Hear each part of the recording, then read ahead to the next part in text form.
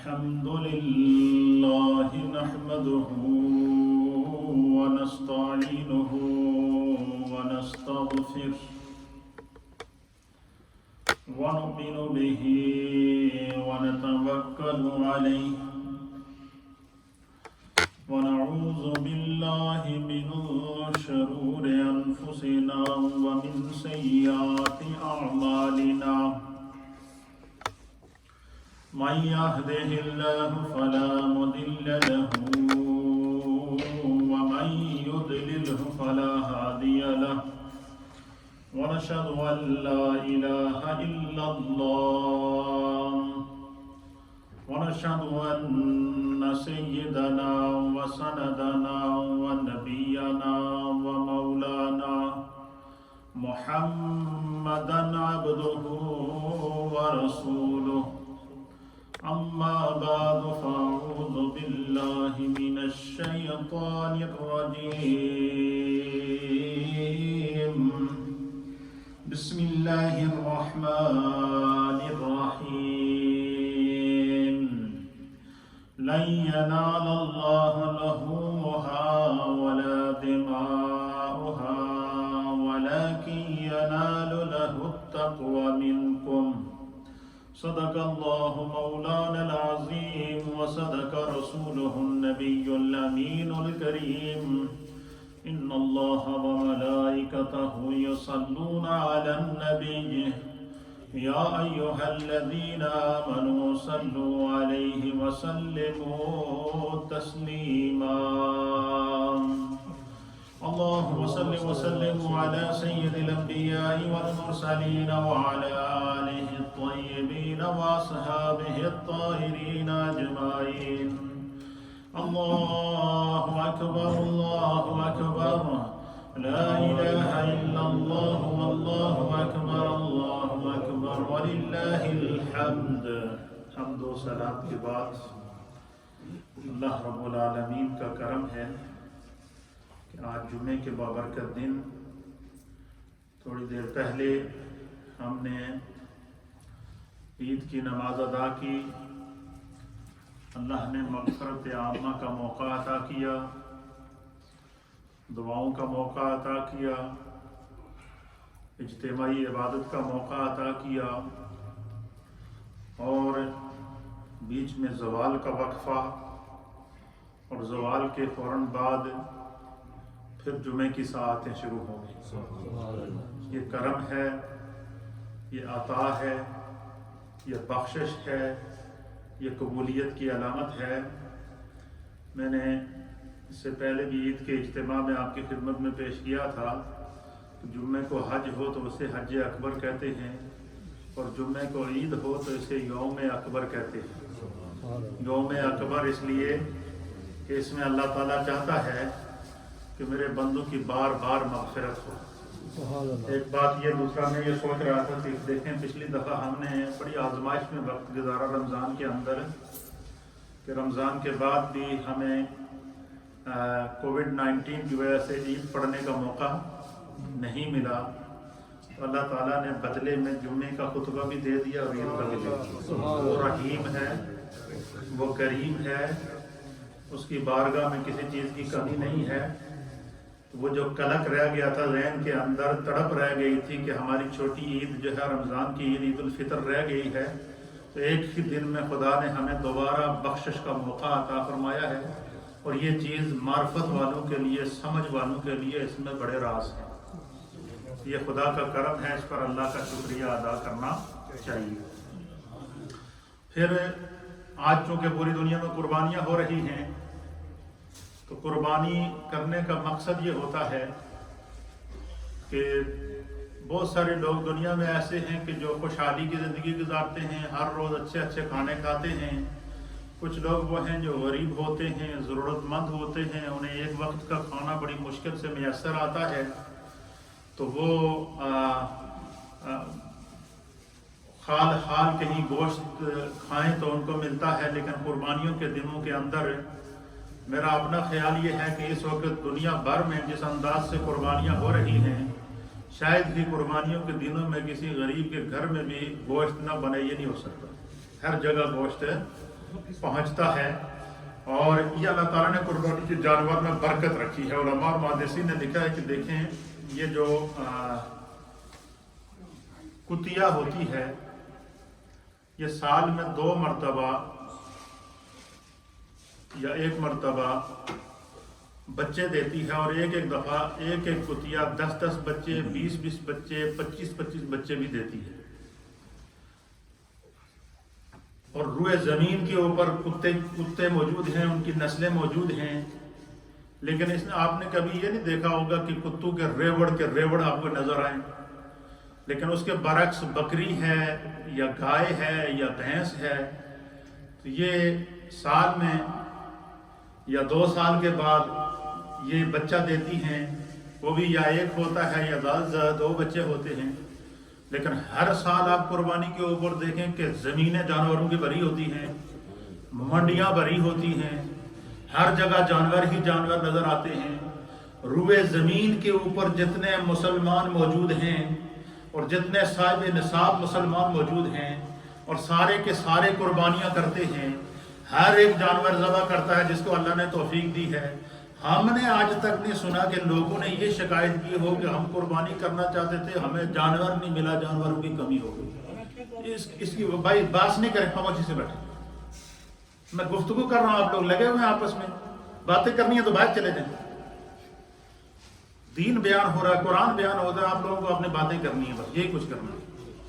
تو میں عرض کر رہا تھا کہ دیکھیں یہ اللہ تعالیٰ نے جانوروں میں برکت رکھی ہے. اور برکت کیا رکھی ہے کہ کبھی یہ نہیں ہم نے سنا کہ اب یہ دیکھیں آپ کسی اور جگہ کی مثال چھوڑیے, ہر سال کم از کم 25 لاکھ 30 لاکھ 35 لاکھ, پچھلے دفعہ جو 35 لاکھ لوگوں نے حج کیا. کتنے لوگوں نے؟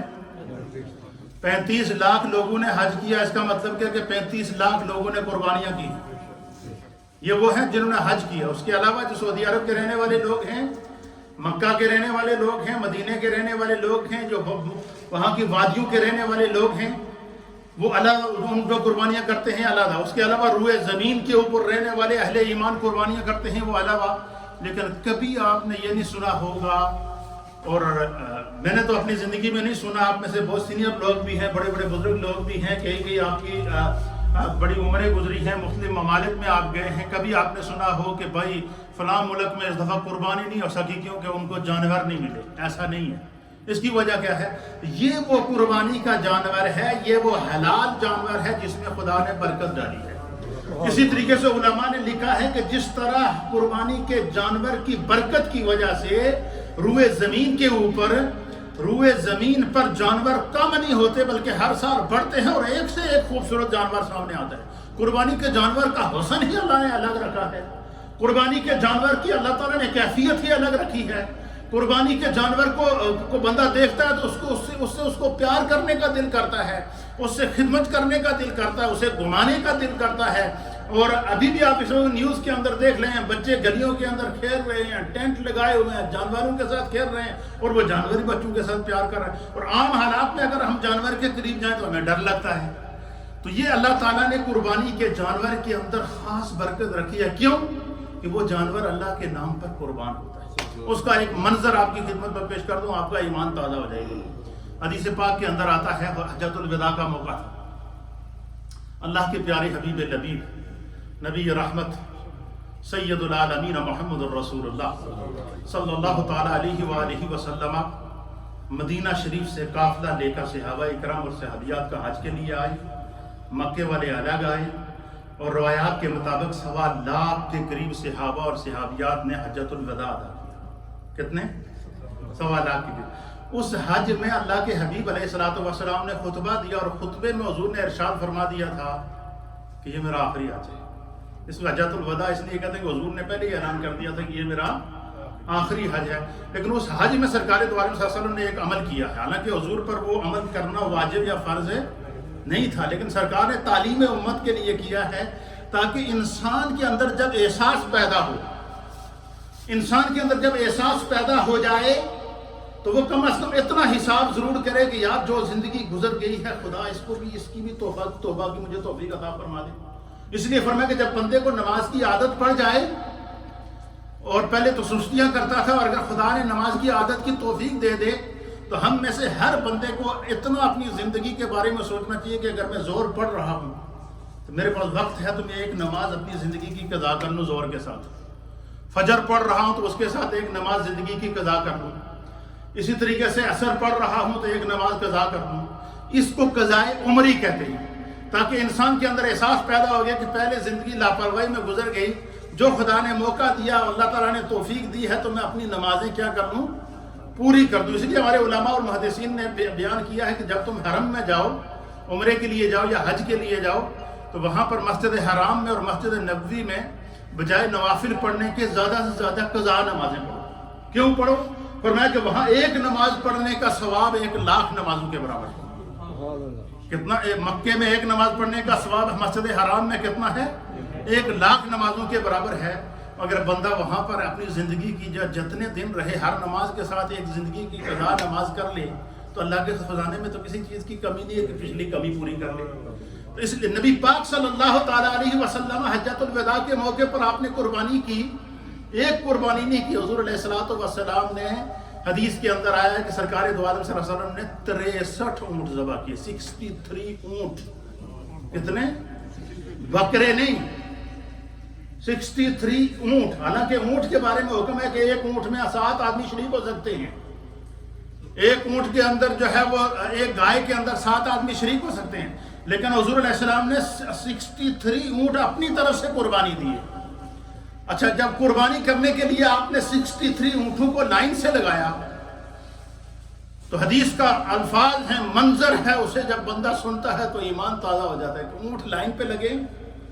کوئی ان اونٹوں کو پکڑ نہیں رہا تھا، کوئی ان کو باندھ نہیں رہا تھا، کوئی ان کو ڈھنگا نہیں ڈال رہا تھا کہ ان کو گرائیں اور گرا کر جو ذبح کریں، بلکہ اونٹ نچر رہے تھے کہ وہ لمحہ کب آئے کہ رسول اللہ اپنے ہاتھ سے ہماری گردن پہ چھری چلائے.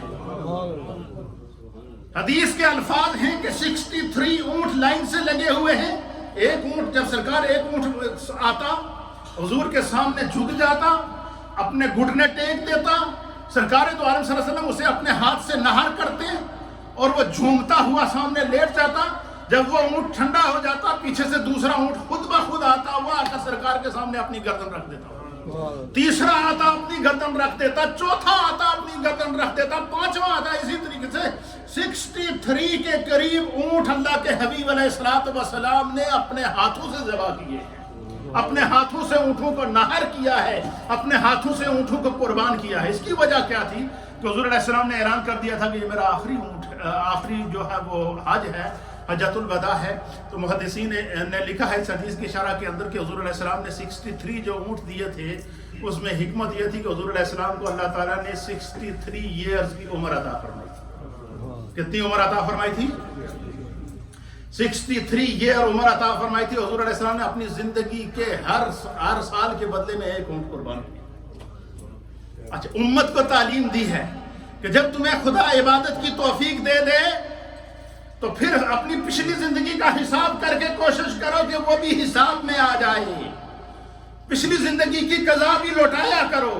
ہمارے ہاں تو ہم ایک قربانی دیتے ہیں تو ہمیں بخار چڑھ جاتا ہے، لیکن ہمارے آقا علیہ الصلوۃ والسلام نے 63 اونٹ کو دیے وہ حجۃ الوداع کے موقع پر. اس کے علاوہ حدیث کے اندر آتا ہے کہ حضور نبینا علیہ الصلوۃ والسلام جب بھی قربانی کرتے، اپنی زندگی میں جب بھی قربانی کرتے، بقرہ عید کے موقع پر حضور علیہ السلام 2 جانور ذبح کیا کرتے تھے. کتنے جانور؟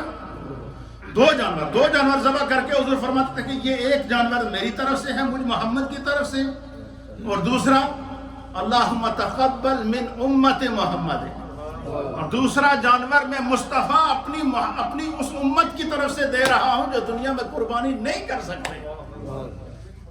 جن لوگوں کو اللہ نے قربانی کی توفیق نہیں دی ہے وہ اتنے خوش قسمت ہیں کہ ان کی قربانی پہلے ہی میرے مصطفیٰ اپنے ہاتھوں سے ادا کر چکے ہیں. یہ قربانی کے جانوروں کے اندر برکت ہے. قربانی کے گوشت کی الگ برکت ہوتی ہے. اس لیے قربانی کے جانور کی جس کے اوپر قربانی واجب ہو اسے کسی صورت میں اس میں سستی نہیں کرنی چاہیے. قربانی کے جانور کے گوشت کے بارے میں حدیث پاک کے اندر آتا ہے، سرکار نے طریقہ بتایا. حضور علیہ السلام نے فرمایا کہ جب قربانی کے جانور کا گوشت بنا لو تو اس کو 3 حصوں میں ڈیوائیڈ کرو. کتنے حصوں میں؟ 3 حصوں میں سے ڈیوائڈ کر کے ایک حصہ اپنے لیے رکھو، ایک حصہ جو آپ کے خاص رشتہ دار ہیں ان کے لیے رکھو، اور ایک حصہ غرباء کے اندر، ضرورت مندوں کے اندر، مساکین کے اندر تقسیم کرو۔ پھر اسی طریقے سے حدیث پاک کے اندر آتا، میرے سامنے حدیث ہے سنن ابو داؤد کی حدیث ہے، بڑی امان افروز حدیث ہے۔ اس حدیث کو بھی ام المؤمنین سیدہ عائشہ صدیقہ بنت صدیق اکبر رضی اللہ تعالی عنہما روایت کرتی ہیں۔ کیا کہتی ہیں؟ کہتی ہیں کہ ایک دفعہ امان عائشہ رضی اللہ تعالی عنہ تقول، کہتے ہیں عائشہ صدیقہ رضی اللہ تعالی عنہ فرماتی ہیں دف ناس من اہل البادیت حضرت الاضحی فی زمان رسول اللہ صلی اللہ تعالی علیہ وآلہ وسلم۔ اللہ اکبر۔ اب اس کا ترجمہ سنیں گے آپ کا ایمان تازہ ہو جائے گا۔ ام المؤمنین کہتی ہیں کہ ایک دفعہ عید کا موقع تھا، بقرہ عید کا موقع تھا، اور مدینے کی کسی دور گاؤں سے، دوسری بستی سے غرباء کی، ضرورت مندوں کی ایک پوری جماعت آئی۔ بہت سارے لوگ، ایک پوری بستی کے لوگ جمع ہو کر آئے۔ ان کو کسی نے بتایا کہ اللہ کے حبیب علیہ السلام مدینہ طیبہ میں قربانیاں کرتے ہیں اور بڑا وافر مقدار میں گوشت ہوتا ہے، اور سرکار اس گوشت کو اپنے ہاتھوں سے ضرورت مندوں میں تقسیم کرتے ہیں۔ تو انہوں نے کہا جی کہ ہم ایسا کرتے ہیں کہ ہم چلتے ہیں، عید سرکار کے پیچھے پڑتے ہیں، حضور کا دیدار بھی کرتے ہیں، حضور سے ملاقات بھی کرتے ہیں، اور حضور کی بارگاہ میں عرض کریں گے کہ ہم فلاں بستی سے آئے ہیں، فلاں گاؤں سے آئے ہیں، وہاں بہت غریب لوگ ہیں، وہاں کوئی قربانی نہیں کرتا، تو ہمیں پتہ چلا کہ آپ قربانی کرتے ہیں، اور آپ نے جو ہے وہ آپ قربانی کا گوشت تقسیم بھی کرتے ہیں، تو ہم گوشت لینے کے لیے فلاں علاقے سے، فلاں گاؤں سے آئے ہیں۔ اب حدیث کے الفاظ سنیے، ام المؤمنین کہتی ہیں کہ دفع ناس من اہل البادیت، کہ مدینے کی ایک بستی کے لوگ حضرت الاضحی، عید والے دن نبی پاک کی بارگاہ میں حاضر ہوئے، فی زمان رسول اللہ صلی اللہ تعالیٰ علیہ وسلم، رسول اللہ صلی اللہ علیہ وسلم کے زمانے کے اندر۔ تو انہوں نے اگر حضور علیہ السلام کی بارگاہ میں جب استغاثہ پیش کیا کہ ہم اس غرض سے آئے ہیں، تو اب ام المؤمنین کہتے ہیں کہ سرکار دو عالم صلی اللہ تعالیٰ علیہ وسلم باہر تشریف لائے۔ حضور علیہ السلام پہلے عید کا خطبہ دے چکے تھے، حضور نے پھر صحابہ کو جمع کیا، اور جمع کرنے کے بعد حضور علیہ السلام نے صحابہ کو خطبہ دیا۔ حضور نے فرمایا کہ اس دفعہ تم جتنی قربانیاں دو گے، اپنے لیے صرف اتنا گوشت رکھ لینا جتنا تم عید کے ان 3 دنوں میں کھا سکتے ہو۔ کیا فرمایا؟ اپنے لیے اتنا گوشت رکھ لینا جو عید کے 3 دنوں میں کھا سکتے ہو، باقی اس دفعہ جتنی قربانیوں کا گوشت ہیں، یہ فلاں بستی سے ہمارے دوست آئے ہیں، مہمان آئے ہیں، غرباء آئے ہیں، ضرورت مند آئے ہیں، اس دفعہ سارا گوشت ان کے حوالے کرو تاکہ یہ پوری بستی میں غرباء میں تقسیم کرے اور وہ خوشحالی سے گوشت کرے۔ صحابہ اکرام رضوان اللہ تعالیٰ علیہم اجمعین کہتے ہیں کہ ہمارا یہ معمول ہوتا تھا کہ لیکن آج کل کے دور کے اندر کیا ہوتا ہے کہ ہم گوشت کو ڈی فریزر کے اندر رکھتے ہیں اور فریز کر دیتے ہیں گوشت کو، 6 مہینے چلتا ہے، سال چلتا ہے، 2 سال چلتا ہے، اور کہ جتنا عرصہ آپ اس کو رکھیں وہ چلتا ہے۔ اس دور میں ڈی فریزر نہیں ہوتے تھے، لیکن اس دور میں کیا ہوتا تھا کہ صحابہ اکرام جب گوشت قربانیاں آتی تھیں تو بجائے اس کے کہ قربانی کا ظاہر کتنا گوشت بندہ کھا سکتا ہے، پورے پورے اونٹ وہاں ذبح ہوتے تھے، تو وہ کیا کرتے تھے اس دور کے اندر گوشت کو بچانے کا، رکھنے کا طریقہ کار 2 طریقے ہوتے ہیں۔